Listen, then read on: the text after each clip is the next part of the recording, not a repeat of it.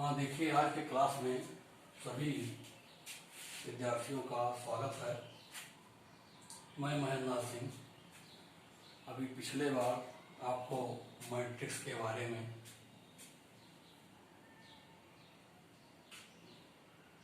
मेरे द्वारा बताया गया था। कुल 12 मैट्रिक्स बताए गए थे, लेकिन जब हम मैट्रिक्स के ऑपरेशन में चलते हैं या उनकी संक्रियाओं पर ध्यान देते हैं तो कुछ विशेष मैट्रिक्स और हमारे सामने आते हैं, उनको भी ध्यान में रखना अति आवश्यक है। आज हम उसी विशेष मैट्रिक्स के बारे में आपको पढ़ाने जा रहे हैं। तो पहले ये देखिए, आव्यूह का परिवर्त, आव्यूह का परिवर्त या transpose of matrix. Transpose of matrix को ट्रांसपोज मैट्रिक्स भी कहते हैं। इसे ए डैश से दर्शित करते हैं। ध्यान दीजिए, यदि A equal to A I J M गुणे एन का कोई आव्यूह है तो इस आव्यूह में कोड के आव्यूह में क्या करेंगे, कॉलम, स्तंभ तथा रो, पंक्ति को परस्पर विनिमय करने से प्राप्त आव्यूह परिवर्त आव्यूह कहलाता है। अर्थात कॉलम को रो में और रो को कॉलम में अगर बदल दिया जाए तो जो आव्यूह मिलेगा वो आपको परिवर्त आव्यूह मिलेगा। इसको ट्रांसपोज मैट्रिक्स कहेंगे। इसे ए डैश या ए टी से दर्शित करते हैं। ए डैश या ए टी से दर्शित करते हैं, अर्थात ए टी या ए डैश बराबर होगा ए जे आई। आई जे क्रम है इसका, तो जे आई में हो जाएगा, ये ट्रांसपोज हो गया।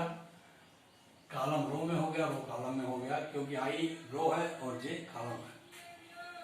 जहां ए बराबर ए आई जे था, एन गुणे एन का क्रम ए एन गुणे एन का क्रम हो जाएगा। यानी आपका रो कॉलम में, कॉलम रो में आपस में चेंज हो जाएंगे। यानी पंक्ति को स्तंभ में, स्तंभ को पंक्ति में बदल लेने से जो आव्यूह प्राप्त होता है वो हमें परिवर्त आव्यूह प्राप्त होता है। इसके गुण देखिए, परिवर्त आव्यूह के गुणधर्म क्या है। किसी परिवर्त आव्यूह का परिवर्त आव्यूह मूल आव्यूह होता है, अर्थात ए डैश का डैश इक्वल टू ए होगा तथा के डैश बराबर होगा के डैश। ए का होल डैश बराबर होगा के डैश, जहां ए डैश क्या है, परिवर्त आव्यूह है। इसी तरीके से तीसरा देखें, तीसरा गुणधर्म है ए प्लस बी का होल डैश बराबर होगा ए डैश प्लस बी डैश। इसी तरीके से चौथा देखें, ए बी का होल डैश बराबर होगा बी डैश ए डैश। यहाँ व्युत्क्रम नियम लागू होता है। क्या नियम है, व्युत्क्रम। व्युत्क्रम नियम है।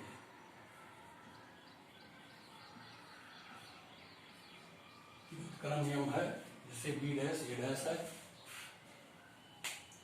अब आता है सममित आव्यूह, सिमेट्रिक मैट्रिक्स।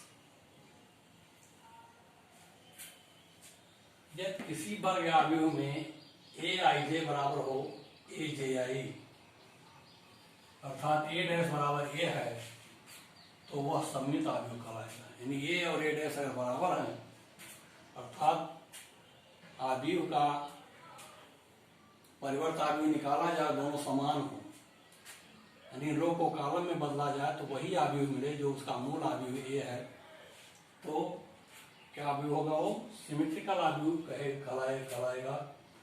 आपका एक उदाहरण दिया हुआ है, A F G F H L G L T. आप देख रहे हैं जो विकर्ण के मुख्य विकर्ण के तत्व हैं वो तो वहीं रहेंगे, केवल एफ एफ में चेंज हो जाएगा, जी जी में चेंज हो जाएगा, एल एल में चेंज हो जाएगा। तो जब एल एल में चेंज होगा तो एल एल रहेगा, एफ एफ में चेंज होगा एफ एल रहेगा, जी जी में चेंज होगा जी रहेगा। अर्थात इसका अगर हम दिए गए आव्यूह का हम ए डैश निकालें तो फिर ए के बराबर ही मिलेगा, अर्थात ए आई जे बराबर ए जे आई है। ए डैश बराबर ए है, तो ये सममित आव्यूह है। अब आता है सी नंबर पर विषम सममित आव्यूह, स्क्यू सिमेट्रिक मैट्रिक्स। यदि ए डैश बराबर माइनस ए हो, अर्थात आई तथा जे के हर संभव मानों के लिए ए I J equal to minus ए जे आई है, तो आव्यूह विषम सममित आव्यूह कहलाता है। जैसे ए इक्वल टू विकल्प पर देखिए 0 0 है, ई माइनस ई, एफ माइनस एफ, जी माइनस जी। इसका जब हम ए डैश निकालेंगे माइनस ए डैश आएगा, माइनस ए डैश ए के बराबर है, तब ये क्या है, विषम सममित आव्यूह है 3 गुणित 3 का। इसमें नोट याद रखें, एक विशेष प्रमेय के आधार पर है ये कि वास्तविक अवयवों वाले किसी वर्ग आव्यूह ए के लिए ए प्लस ए डैश एक सममित आव्यूह होगा तथा ये माइनस ए डैश एक विषम सममित आव्यूह होगा। ध्यान दीजिए, ए माइनस ए डैश एक विषम सममित होगा और ए प्लस ए डैश एक सममित आव्यूह होगा। चलिए इसके आगे भी बताओ।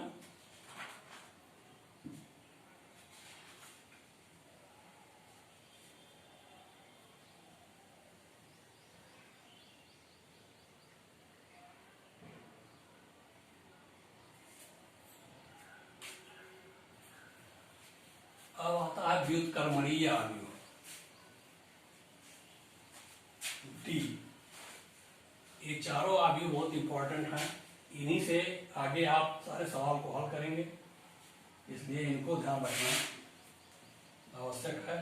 अभी तक तो आव्यूह का नामकलेचर आपने पढ़ा, नामांकन कैसे करते हैं आव्यूह का, 12 तरह से वो था, 4 ही हो गए, कुल 16 आव्यूह आप देखिए पढ़ चुके हैं।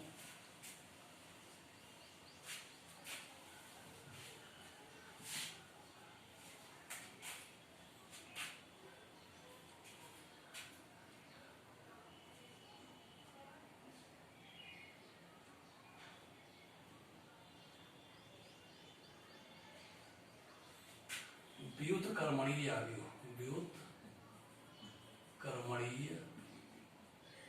आव्यूह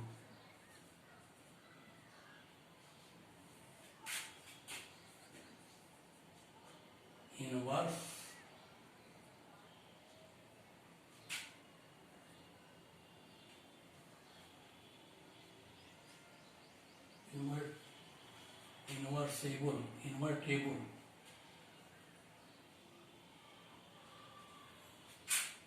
इन्वर्टेबल मैट्रिक्स।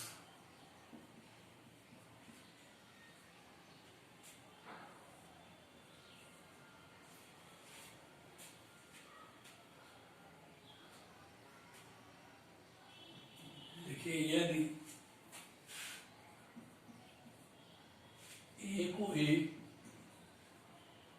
यम कोटिका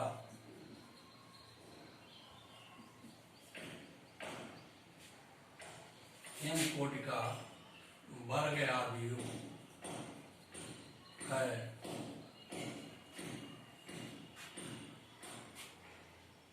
और ए बी इक्वल टू आई हो, तो इस स्थिति में बी बराबर ए इनवर्स होगा, अर्थात बी आव्यूह ए का इनवर्टेबल मैट्रिक्स है।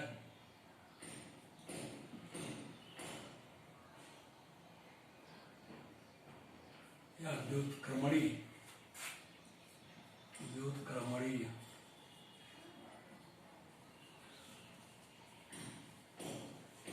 आव्यूह है।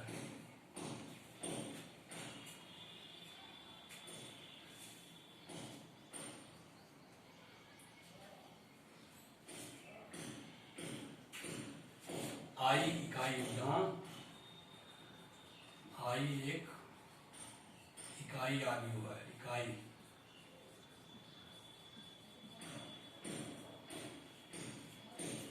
जैसे बहुत कायदे से इसको समझ लें, क्योंकि रूपांतर क्रिया द्वारा आपको कई सवाल लगाने होंगे। मान लीजिए ए बराबर है 2 3 1 2, 2 गुणे 2। ये एक आव्यूह है, तो 2 3 1 2, 2 गुणे 2 का आव्यूह है, वर्ग आव्यूह है।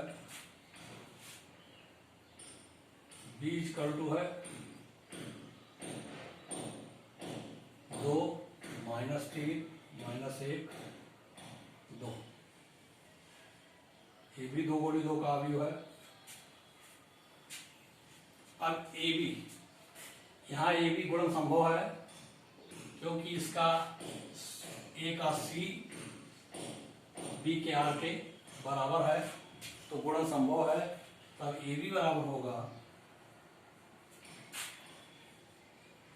2 3 1 2 इंटू 2 -1 -3 2 बराबर,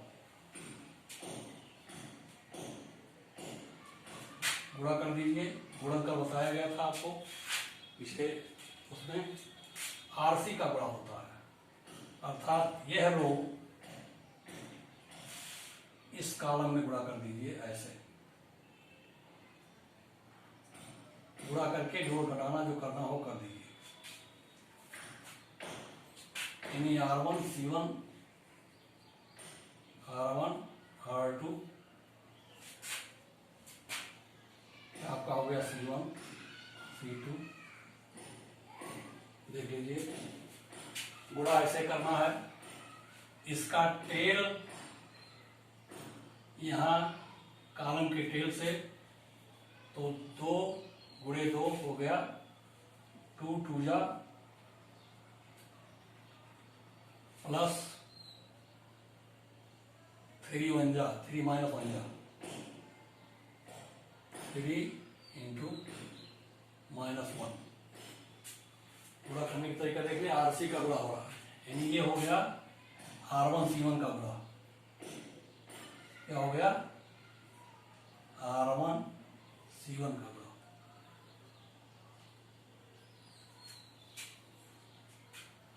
अब इसी R1 का C2 में गुणा कीजिए। तो C2 में गुणा करेंगे तो क्या होगा?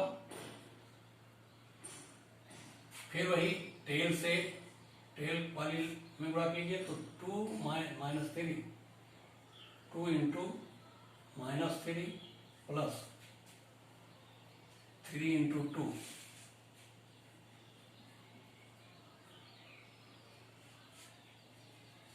अब देखिए R1 C2 का गुणा हो गया।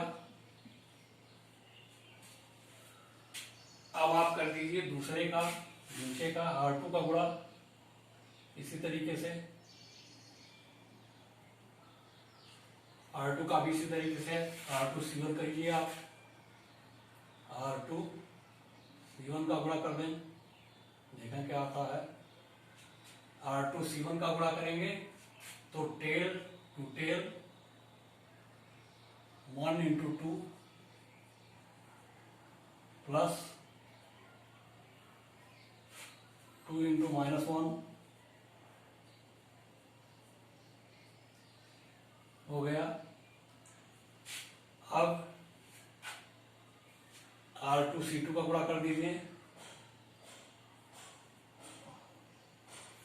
फिर tail to tail -3 1 into -3 plus 2 into 4 2 into 2। ये आपका गुणा हो गया। R1 C1 का गुणा ये आया, R1 C2 का गुणा यह होगा, R2 C2 का गुणा यहाँ है, R2 C2 का गुणा यहाँ है। R1 R2 C2 R2 C2 R2 C1 है, R2 C2 सॉरी, ये गुणा R2 C1 का है, ये R2 C2 का है। कैलकुलेट करके लिख दीजिए, क्या आया आपका टू टू या 4 -3, ये हो गया 1, ये हो गया 6 - 6,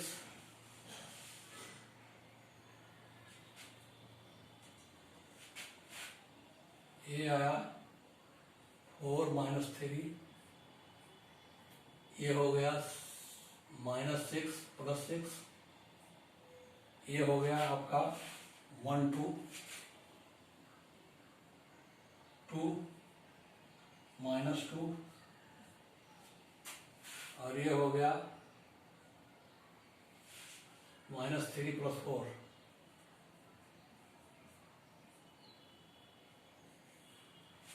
देखिए गुणन को तरीके समझ लीजिए, गुणन का तरीका आप समझ रहे हैं कायदे से। देखिए वही इसी तरीके बहुत एक एक रो को कायदे से दिखा करके हम गुणा कर रहे हैं। 4 - 3 = 1, 2 - 2 = 0, 6 - 6 = 0, 3 - 4 1 = I। अगर AB = I है तो B = A इनवर्स, अर्थात B बराबर है A इनवर्स, क्योंकि A इनवर्स बराबर होता है 1, क्योंकि A इनवर्स बराबर I होता है। इस संसार जो है B का मान आपका A इनवर्स के बराबर है। तो आप व्युत्क्रमणीय आव्यूह जान गए, कैसे गुणा होता है ये भी समझे आप। चलिए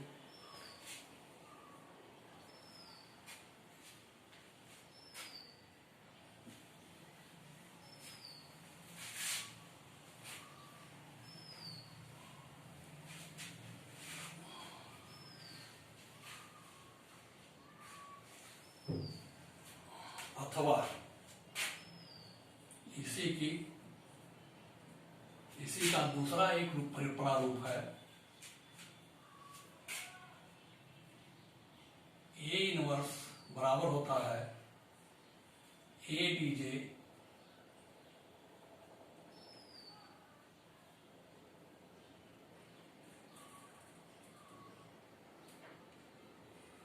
of A upon mod of A। ADJ का मतलब adjoint matrix, adjoint matrix, adjoint matrix of A बटे सारणिक का मान।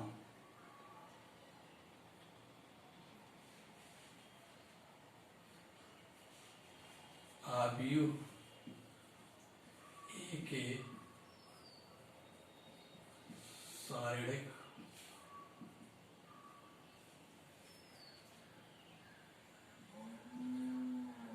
सारणिक का मान।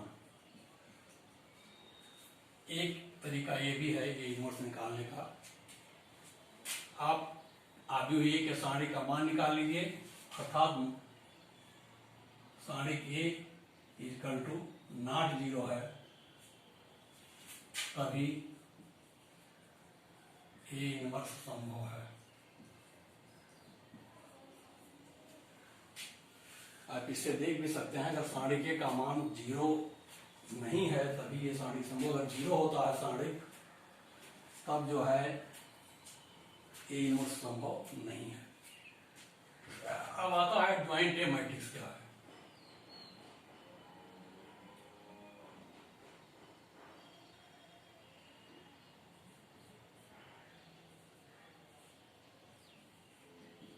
एडजॉइंट मैट्रिक्स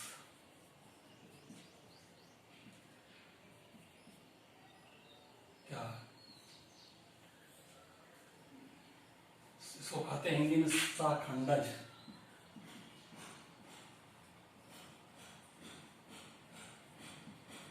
आव्यूह तो कहते हैं सहखंडज आव्यूह।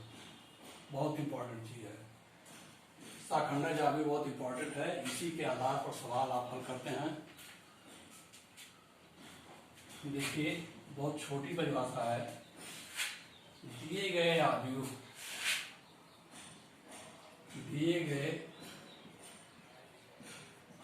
के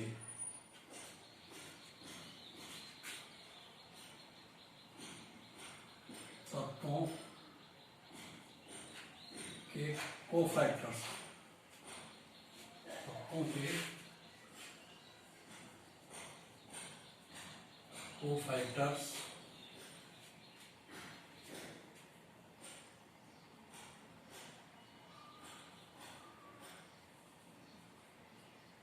आव्यूह का परिवर्त आव्यूह जो बताया गया था अभी कोफैक्टर्स का परिवर्त आव्यूह सहखंडज आव्यूह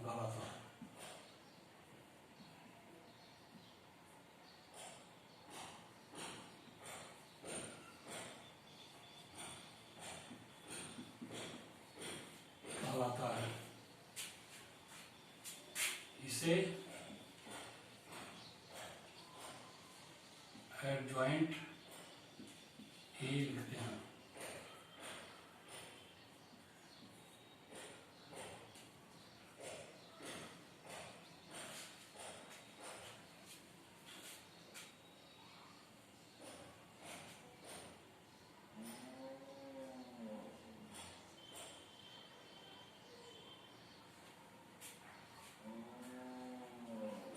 कोफैक्टर्स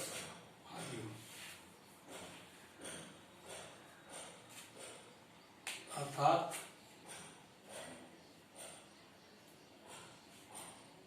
कोफैक्टर्स आव्यूह कैसे निकालते हैं आप जानते हैं। जैसे सारणी का विस्तार करते हैं उस तरीके से कोफैक्टर्स का निकाला जाता है।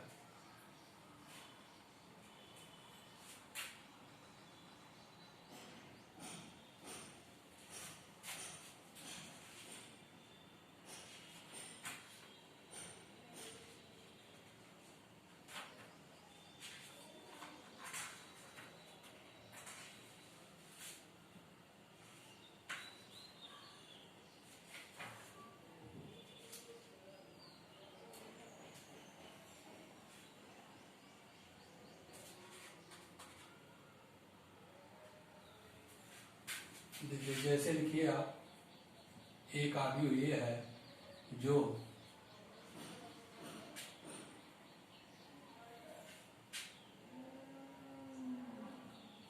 एक बटा दो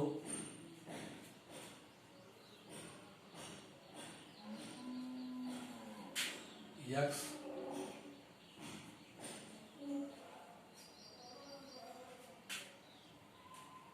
x1 y11 x2 y21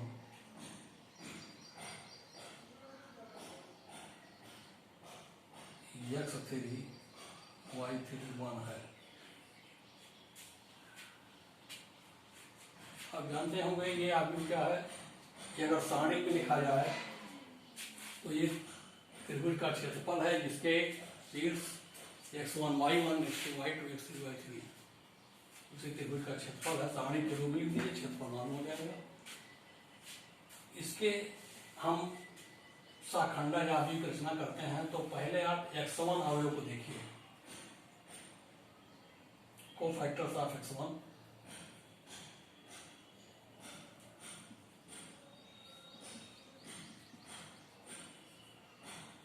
x1 बराबर, देखिए x कौन सा तत्व है, A11 है।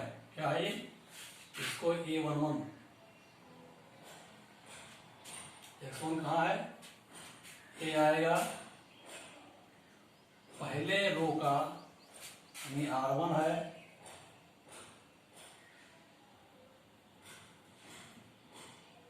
ये R2 है, ये R3 है, ये C1 है, ये C2 है, ये C3 है। ये 3 × 3 का आव्यूह R1 R2 R3 C1 C2 C3। ध्यान दीजिए तब x का कोफैक्टर्स क्या होगा, -1 लिखा जाएगा, -1 की घात r+c इंटू उपहाव्यू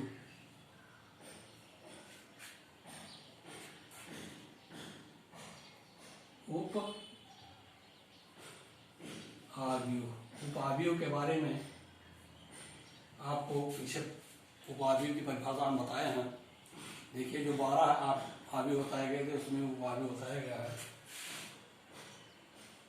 अब निकाल दीजिए, -1 की घात r, देखिए r क्या है, पहला रो है और c भी पहला है, अर्थात -1 की घात 1 + 1 इंटू उपहाव्यू। इसका कॉलम छोड़िए और इसका रो को छोड़ दीजिए, तब बनेगा y21 y31 ये उपहाव्यू बना। अब इसका कोफैक्टर्स आ गया -1 की घात 2 -1 का स्क्वायर, इसका विस्तार कर दीजिए सारणी के रूप में, तब आएगा आपका, देखिए right diagonal minus left diagonal, तो y2 - y3 y2 - y3। अब y2 - y3 ये जो है आपका जो कुछ आएगा, ये एक एलिमेंट आएगा, ये इसका कोफैक्टर्स हो गया। इसका पहले x1 का कोफैक्टर्स, इस तरीके से y1 का कोफैक्टर निकालेंगे, 1 का कोफैक्टर्स निकाला जाएगा, x2 का कोफैक्टर्स निकाला जाएगा, y2 का कोफैक्टर्स निकाला जाएगा, 1 का कोफैक्टर निकाला जाएगा, x3 का कोफैक्टर्स, y3 का, x1 का, सभी एलिमेंट का इस तरीके से कोफैक्टर्स ज्ञात करेंगे। इसका चिन्ह हो जाएगा जब हम y1 का निकालेंगे कोफैक्टर्स,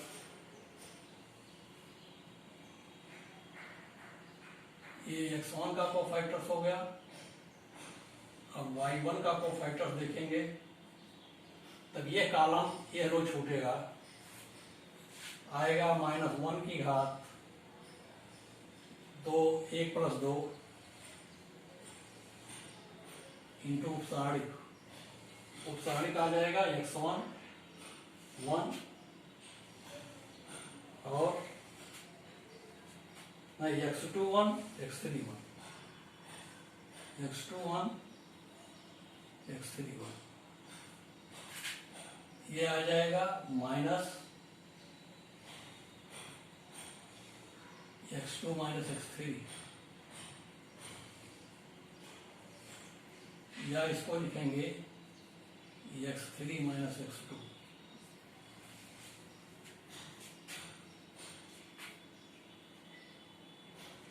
माइनस अंदर ले जाएंगे तो ये हो जाएगा। इस तरीके से x1 y1 सबके कोफैक्टर निकालेंगे, उसका एक आव्यूह बनाएंगे। उस आव्यूह को बनाने के बाद उसको ट्रांसपोज करेंगे। ट्रांसपोज करने के बाद जो आव्यूह प्राप्त होगा वो क्या होगा, एडजॉइंट ए होगा, एडजॉइंट ए। छोटे उदाहरण में देख लें आप, जैसे b बराबर है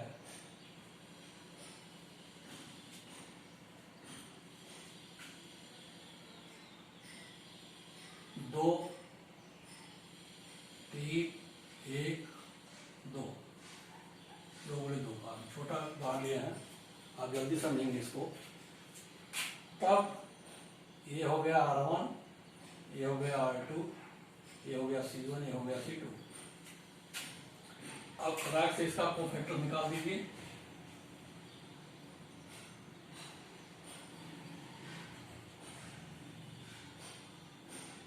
बराबर -1 की घात, देखिए R2 के लिए होगा -1 की घात 2, क्योंकि R1 C1 को जोड़े थे, 1 1 2 -1 की घात 2 उपयाव्यूह, ये कारण छोड़ा आ गया 2। ये बराबर हो गया आपका 2। चलिए 3 के लिए निकाल लीजिए कोफैक्टर। 2 का कोफैक्टर होगा, 3 का कोफैक्टर निकालिए। 3 का कोफैक्टर निकालेंगे तो 213 माइनस 1 की घात 3 इंटू ये छोड़ा 1 आया इक्वल टू -1। ऐसे एक के लिए फिर इसके लिए कोफैक्टर निकाल दीजिए। एक के लिए कोफैक्टर निकालेंगे तो -1 की घात 2 + 1 इंटू वो बाद में ये छूटा और ये छूटा 3। ये -1 की पावर 3 गुणे 3 तो ये बराबर होगा -1 की पावर 3 इंटू 3 बराबर -3। -3 हो गया। फिर 2 का निकाल दीजिए कोफैक्टर। 2 क्या है 2 2 2 2 2 2 1 2 1 3 1 2 2 1 1 ऐसे लिखा जाता है 2 1 1 3 1 2 1 2 1 2 2 2। इससे ये पता चलता है कि कौन सा कॉलम और कौन सा रो का वो एलिमेंट है जिसका कोफैक्टर्स निकाला जा रहा है। इसी से आपको एक घात पता चल जाएगी 1 + 1 = 2, 1 + 2 = 3, 1 + 2 = 3, 2 2 + 4। अब यह आ जाएगी घात 4 तो -1 की घात हो गई 4 गुणे 2 बराबर 2। ये देखिए ये सभी कोफैक्टर्स निकल गए। अब कोफैक्टर्स को लिख लीजिए, उसका ट्रांसपोज करना पड़ेगा। तो कोफैक्टर्स मैट्रिक्स आ गया। क्या आ गया पहले cofactor matrix of B. Cofactor matrix of B equal to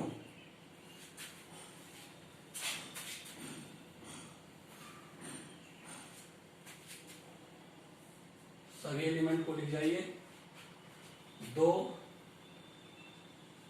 1 2 -1 और -3 2 2 गुणे 2। इसका एडजॉइंट भी निकालना है। अब एडजॉइंट भी बराबर transpose adjoint B cofactor B dash